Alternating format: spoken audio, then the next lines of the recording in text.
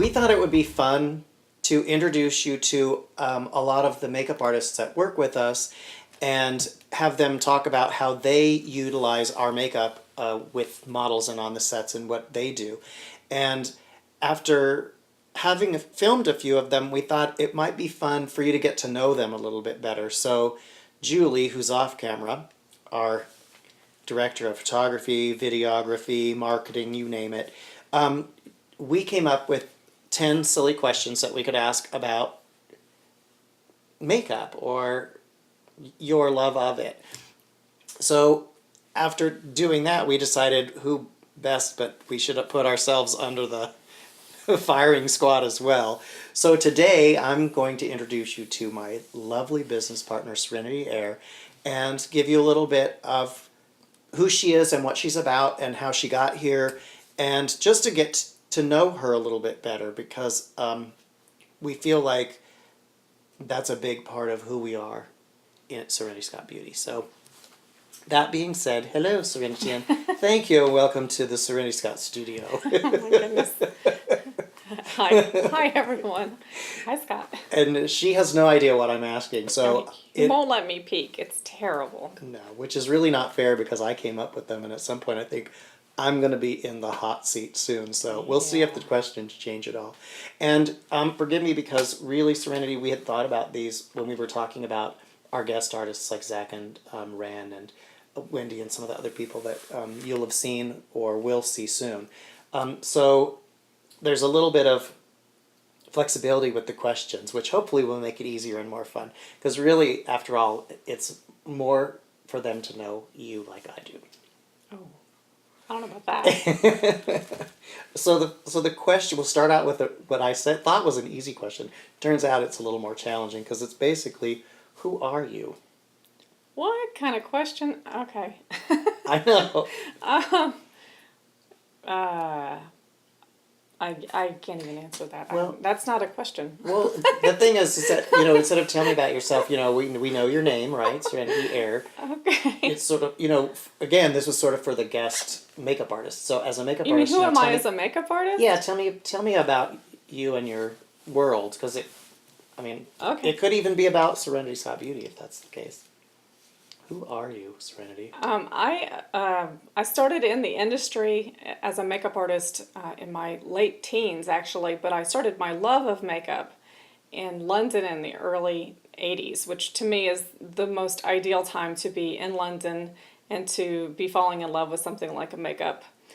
Because to me, the sort of new romantic and the new wave and the punk movement of makeup in that time period was so much fun, and so it's what really made me fall in love with all that. I lived about a couple blocks away from Vivienne Westwood's Boy studio, so that was really cool to get to see those guys and see the real punks, and so that's really where my roots are. That's who I am as a makeup artist. That's what the hair is about, and all the colors I use and things like that are about. So that's really intrinsic to my love of makeup, and the reason I went into makeup. I got to work for Christian Dior during a period where we were still doing a lot of colors, and then I often will tell a lot of clients I survived through the 90s and the thousands through the beige category of makeup, and I'm thrilled to now bring makeup and artistry back into makeup, since I really feel like if I do one more beige eye, I will break down in tears. So that's who I am intrinsically as a makeup artist. I am deeply rooted in the punk and new wave tradition. So.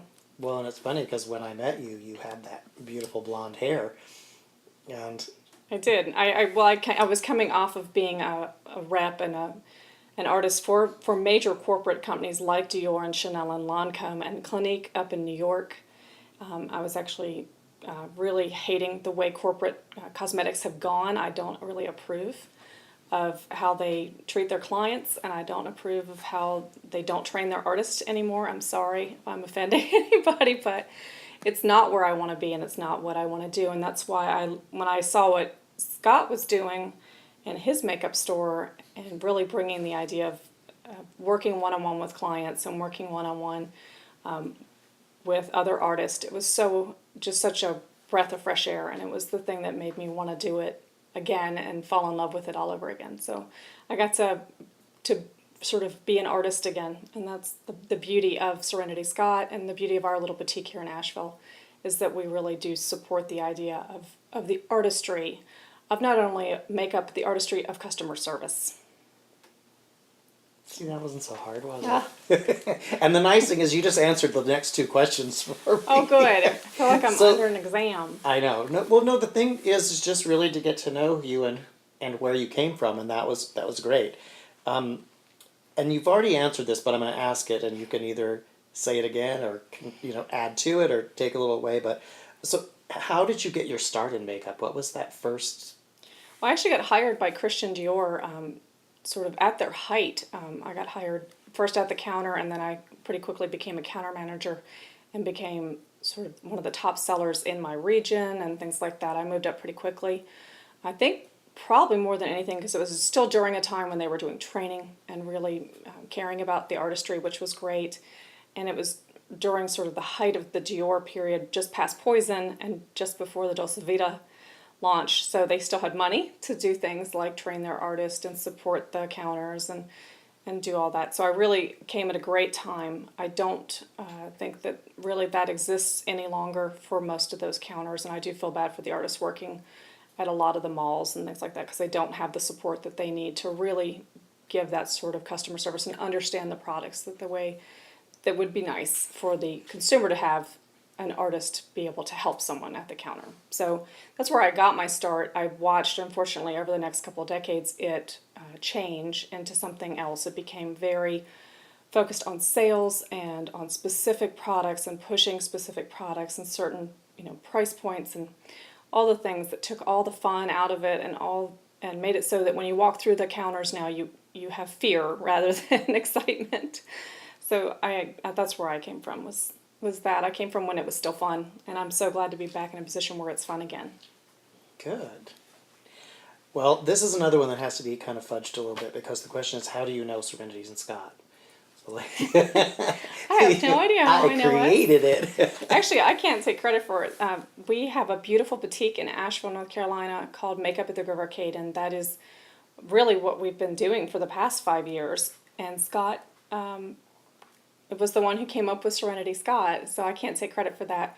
We did have so many folks approaching us, and they wanted us to open additional boutiques, and folks wanted us to train them, and they wanted us to make makeup, and we realized the thing that we could do best was make makeup. So we past 2.5 years we've been developing and working with ourselves, our other artists, our clients.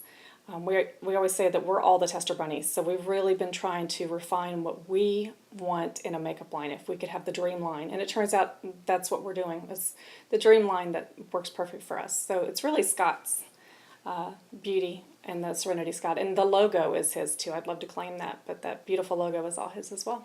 Well, thanks. It's true. All right. So now it should get easier. What do you love most about makeup? I actually, I think this probably gets said a lot, but it's true. I really love makeup's ability to transform.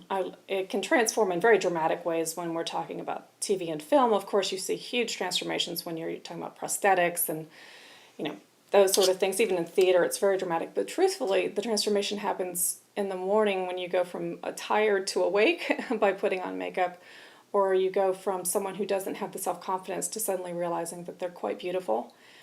Seeing themselves in a new light. That's such a beautiful thing. Getting to help someone feel as beautiful as they are is just an amazing experience. And it never gets old for me, and it gives me goosebumps when I have someone who feels better because I worked with them. So that's just huge to me. It's the most important thing and the thing I care the most about. Yeah, sometimes it's, I say, the best day is when I've made someone cry. Yeah, Because I've had a few of those moments where, you've just done something that they've never seen before and never felt before, and it makes such a big difference. And educating people and letting them know that they are able to do it themselves, and it doesn't have to be complicated or scary. Or I love to take the mystery out of it. There's no mystery. We are teaching you a craft, and it's I'd much rather be inclusive with the art rather than exclusive. So Yeah, I love that about YouTube too. There's a lot of inclusive artists out there trying to show people how to do what they're doing. And that's one of the things that I really loved and admired about you is that whole taking the like demystifying makeup and making it easier and more accessible to the average, woman. And that's one of the things I feel like we connect with a lot is I feel like there's a lot of people that put so much ego into it, and it's really not about us as artists as much as it's about helping someone else find the beauty in themselves, and knowing that it's not this huge mysterious or art form, which is ironic too because the three of us in the store all have art degrees. So We do it's all kind of funny. have art degrees. People ask me what it takes to work for us at the store, and the truth is, it's years behind the counter. Is if I could have a dream person working for me, it's someone with counter experience because that's really the front lines. But then we have Zach, who has theater experience. He grew up in the theater, and Scott, of course, has done commercial work and TV, film, and trained under some of amazing people like Maurice from Cinema Secrets. I mean, Yeah. those kind of combined artistry backgrounds, and then also having a bunch of fine art degrees does not hurt. But having said that, you don't need those things to be good at makeup. I have young girls who come in who do just beautiful work that has nothing to do with any of those things. They just are good artists. And that's always amazing to see. I love the young teenage girls. They always show me something new. I know that's what's impressed me with some of the younger customers in ours, like Anna Grace, who has this level of sophistication that you don't expect from a 14-year-old, but she's already got this gorgeous, beautiful, understated beauty about her. I think that's great. All right, well, on to the next question, which again should be easy. Who is your style icon? It's funny, growing up, my style icons were literally people like Vivienne Westwood and Patricia Fields and Betsy Johnson. I always looked up to the ladies who were grown, who were adults and doing whatever they wanted, the sort of wilder girls who weren't sort of embracing the idea of classic beauty, but instead having a really good time. Quirky. And quirky and still, to me, just powerful and gorgeous. That's really what I'm attracted to in art, and I'm attracted to in people. I just much prefer someone who is themselves. I told Scott I'm going to go screaming into my 70s, so the hair's not going to get less wild, it's only going to get wilder. And actually, Scott is the reason I have the all pink. He's been asking for all pink for about a year, so it's all pink. I don't know what we're going to do next. Stay tuned. It might be totally different next time. I don't know. Well, that's, it's just like makeup. It can change, you can, whatever your mood, you can make it happen. That's true. I always say I have to do the hair to keep up with his mustache, because otherwise people just think I'm his assistant. It's true. Yeah, I don't think so. All right, so this is the first of the super cliche questions, okay? But this is the desert island question. So what would be your 3 desert island makeup must-haves? Well, of course, the obvious thing is an SPF, but that's not a makeup, so I can't say that. Things I don't leave the house with. So not desert island so much as I don't go to the grocery store without them, because I always end up running into somebody without them, and that's not good. For me, is my eyelight pencil that I have to have because I have eye allergies, and I just, to me, look so tired without it. My brows, I'm the brow junkie. I'm the reason the brow gels are such a big part of our line. And powder, because I am an 80s girl, which means I don't like shine of any kind. Now, I understand, I completely love the natural beauty look. Our liquid foundation does that great without it, but that powder foundation for me, even if I don't do anything else, that's what I have to have. So those are my 3. I love it too, yeah. Probably for a different reason, but I actually love the powder foundation as well. Yeah. All right, so this is a little more creative. What is your most memorable makeup experience? That's a big That's a question. big, broad. I know. Just what comes to mind first? Is it makeup I've done specifically, or something I've been involved with maybe that I didn't do? Anything. Well, this is going to sound like such a cliche plug, but honestly, getting to be involved with the guys on Homeland, we got invited down to show them our makeup, and then ended up getting to have the great honor of supplying makeup to those guys for season 3 of Homeland. It was awesome. And getting to meet those guys, John Bayless, what a cool guy, and what an amazing talent. And they were just such sweethearts, and getting to do stuff with them, that was huge. I mean, being part of that is something I never thought about, and that was really, really incredible. And getting to like design a color for Claire, and having my baby, my brow gels be on Damien for season 3. That was, those are super. Damon. Those are very cool moments. See, that I think is memorable. It's very memorable. Okay, so this might, I don't know, you may not even have one of these, but what's the most embarrassing makeup look you've ever rocked? Oh, I survived in the 80s. I mean, there's so many. The most embarrassing. The most embarrassing actually is, I hate to call anyone out. I won't say which counter did this to me. I got hired at a very prestigious counter, and I got hired. It was a very big deal to be hired at it, and it was an honor. But they did not warn me on my first day at that counter that the then manager was going to do my makeup. So I had to remove what I had come in for that day, and she did my makeup, and it wasn't good. And I was stuck in makeup for that rest of that day, and that was a tough day. How were your sales that day? Oh, they weren't good because when you look good, just sell good, right? It was not a good look. What's your specialty as a makeup artist? What do you feel like you do best, or what do people ask of you most? My specialty, I would like to think, and I'm hoping this is true, is demystifying makeup for the client. That's something I really love to do. It's something I did even at the counters when we would have, and I'm going to tell a trade secret right here, right now. They have very specific scripts between each look that they're supposed to train for a season. Each product has a script associated with it. I can do a script. I have no interest in doing a script, and so I never did. I never followed those scripts. And I would immediately tell the client, look, this is really what it does or doesn't do, and this is how it works or doesn't work, and you do or don't need it. And I had much better sales than everyone else who was following the scripts, and it's just so funny how that works. So I took that into our line as well. I just don't have a script with a client. I'm going to listen to them and find out what they want and need and are comfortable with. And I want to give them stuff that works, and I want to do stuff that works for them. And it's about being human.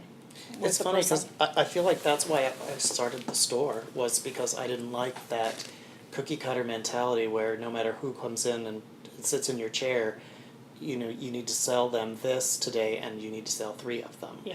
And I hated that. I wanted actually to create relationships with people that there was trust built and that they knew you knew what you were talking about and you weren't selling them something they didn't need. So. And calling them for gift purchase. Oh my gosh. Yeah. As much as any client out there ever hates to be called, imagine being the person having to make the calls. The most dreaded thing in the whole world. Yeah. Not a good thing. So yeah, we definitely don't agree with that. All right, we're almost done. What is the most interesting makeup job you've ever had? Me personally, again, working one-on-one with people, we do a lot of bridal, and we've had some really wild times with the brides, and we've also had some really nice, beautiful times with the brides. That's a lot of fun. I know that you and Zach and a couple of our other artists really love doing commercial work. I actually prefer to do stuff that's a little bit more intimate, more sort of one-time special thing. So the really beautiful, sweet brides are really nice. And getting to do special makeups like that is always fun. We get to train some of our younger clients when they come in to do, their first makeup, that kind of thing, 13, 14, 15, 16, depending on the dad. That's always fun. I like to do that and sort of show them how to do stuff that maybe they didn't know how to do. Okay, last one. And this was one of those where I have a feeling you might say the same thing. So I'm going to tell you the question as I wrote it. Okay. And hope you can interpret it because I don't want to say too much because I think I prefaced with the last one. On the job, what's your most annoying job habit that other people do? That other people do, that I don't do. Or like the client would do. I don't know. That's a tough question. I know what I do that probably drives everyone else crazy. I'm constantly cleaning the counters. Oh, no, I like that because the more she cleans, the less I have to. That drives everyone crazy, I'm sure. I don't know. I don't like clients who, I hate to even say it that way. I would prefer folks not come in defensively. We have people who come in and they even make appointments with us and then they seem unhappy to be there. Or they seem defensive in that, and that's a shame because we're on their side. And I think sometimes as a female makeup artist, women don't feel comfortable working with women because they're afraid that we're gonna try to make them look bad, or I'm not really sure what the problem is, but I always hope that I can impart that, you know, I'm team girl. I definitely want them to look their best leaving, especially if they're wearing my makeup, and want them to feel their best. So when they come in and they just feel sort of uncomfortable, I try my best to not have that stay how they feel. So that's my one thing I worry about. So. All right, so I want to end on a very strange, but I'm curious, positive question. Where will you be at the end of 2015? Hopefully in lots of stores across the country. That's our goal. Help us with that, will you? Yeah, that's our goal. Hopefully going around and training new artists in those locations and traveling with the line, doing that would be great. We're doing shows right now, and those are fun, but I think it'd be even more fun to be out there really doing larger scale stuff. But I'll always be in our little store here in Asheville too. That's my baby. It's my home. So That's our I'll flagship. always be in our flagship. People seem surprised to find us there, and I'm like, no, this is home for us. I feel safe in my home base. So I think hopefully we'll be all over the place. Well, thank you. I know you love these kinds of Oh my things. gosh. So thank you for sitting with me and talking. And thanks for watching. I hope you've learned a little bit more about Serenity and fallen in love with her even more, like I do. And if you do have any other questions, if you'd like to see more of this, please ask in the comments section, and we'll see if we can't get another question and answer period going soon. So thank you again for tuning in. And again, like every video, if you haven't subscribed, please subscribe. Let us know if you like it. We love to see a thumbs up. And I think the next time I'll be in the hot seat. So That's right. Definitely on the hot seat. Thank you guys. see you again soon. Bye.